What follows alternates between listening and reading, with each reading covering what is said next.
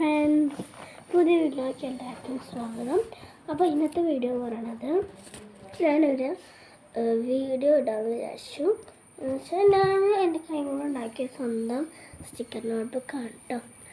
അതിൽ ഞാൻ കുറച്ചധികം ഒട്ടിച്ചിട്ടുണ്ട്. അപ്പോൾ ഞാൻ വിചാരിച്ചു നിങ്ങളെയും കൂടി കാട്ടാമെന്ന്.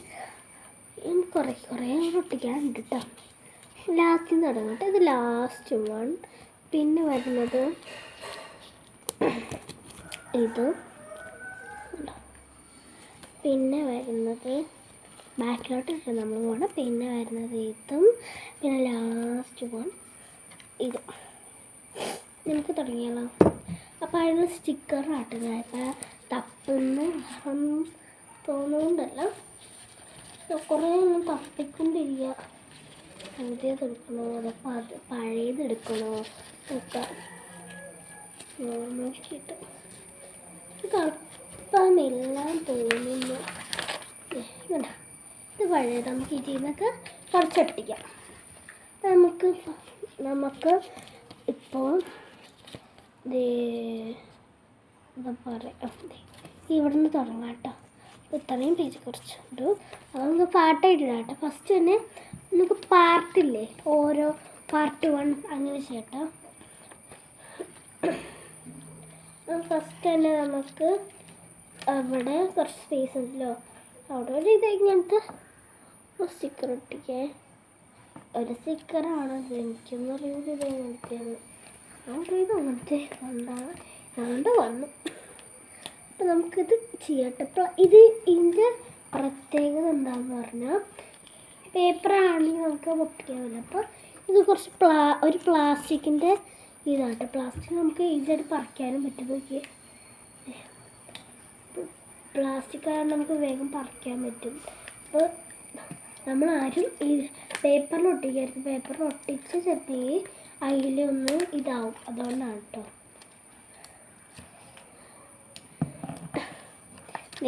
അത് രണ്ടെണ്ണം ഒട്ടിച്ച് ഒരു വേറെണ്ണം ഒട്ടിച്ചു. നമുക്ക് ഇപ്പുറത്തെ ഓരോ പാർട്ടിലും ഇപ്പോൾ ഈ പാർട്ടിൽ ഞാൻ അറിയാം ഇവിടെ കുറച്ച് ഗ്യാപ്പ് വന്നു. അപ്പോൾ അത് ഫില്ല് ചെയ്തതാണ്. ഇനി നമുക്ക് ഇപ്പുറത്തൊട്ടിക്കേ.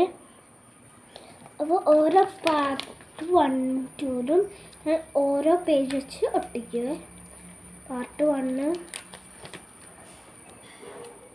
അടുത്തത് ഞാൻ ഈ സാധനം കൊണ്ട് ഒട്ടിക്കണം. എനിക്കറിയില്ല ഇതെന്തൊട്ടിക്കുകയാണെന്ന്. അത് ഒട്ടിച്ചിട്ടുണ്ട്. ഇത് എനിക്ക് ഇഷ്ടപ്പെട്ടതാണ് കേട്ടോ. ഒരു സാധനം, ലാമ്പിലൊരു കുഞ്ഞ് റാബിറ്റ് ഇരിക്കുന്നത്. ലാമ്പിലൊരു കുഞ്ഞ് റാബിറ്റ്, അതും ഒട്ടിച്ചു.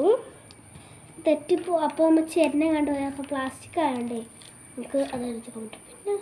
പിന്നെ എന്താണ് ചൈനീസിൽ എഴുതിയൊരു ഭാഷ, അത് ഞാൻ ഒട്ടിക്കുന്നുണ്ട്.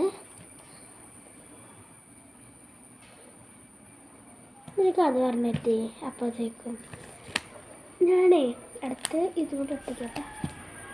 ഇതേനാ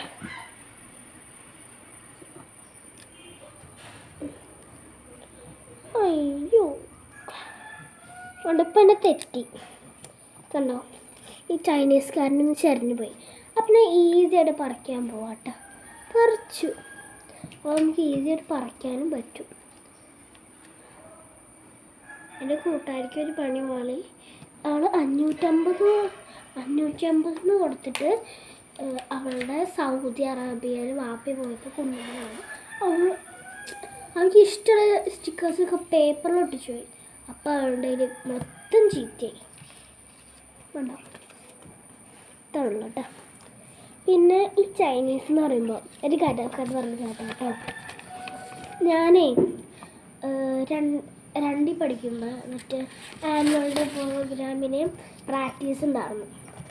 ആ പ്രാക്ടീസിന് ഞങ്ങൾക്ക് ബോർഡിൽ ഇതൊക്കെ ഇടാൻ ഞങ്ങൾ തോന്നുന്നു. അപ്പോൾ 1ാം ക്ലാസ് 1B പഠിക്കുക. അപ്പോൾ ഞാൻ 1B തന്നെയാണ്. അപ്പോൾ 2Bയിലെത്തിയപ്പോൾ 1Bയിലൊരു കൊച്ചു കുട്ടി ഉണ്ടായിരുന്നു കേട്ടോ. ആ കുട്ടി ഡ്രാമയ്ക്കാണ് ഞങ്ങളുടെ ആനുവൽ ഡാൻസിൽ പറഞ്ഞ കുട്ടി. അപ്പോൾ എൻ്റെ ഒരു ഫ്രണ്ട് പറഞ്ഞു, അനാമാട്ടോ ഫ്രണ്ട്, ആ ഫ്രണ്ട് പറഞ്ഞു എടി ഇവൾക്ക് ചൈനീസൊക്കെ അറിയാം. അപ്പോൾ ഞാൻ ആ കുട്ടീൻ്റെ അടുത്ത് പറഞ്ഞു, നിങ്ങൾക്ക് ചൈനീസ് അറിയോ? ഞാനൊന്ന് പറയാൻ പറഞ്ഞിട്ടോ, ഞെട്ടി പോയിട്ടോ. പിന്നെ ചൈനീസ് എന്ന് എൻ്റെ പേര് എഴുതാൻ പറഞ്ഞു. എന്നിട്ട് അപ്പോഴാണ് ചൈനീസ് ചോദിച്ചിട്ടുണ്ട്. എന്നിട്ട് ഈ 3ാം ക്ലാസ് എന്നെ ചോദിച്ചിട്ടേ ഇല്ല. അവളിപ്പോൾ 2 ബിയിലാണ് ഇപ്പോൾ. എന്താല്ലേ. Bye bye. അടുത്ത പാർട്ട് 1 കാണാം. Bye bye.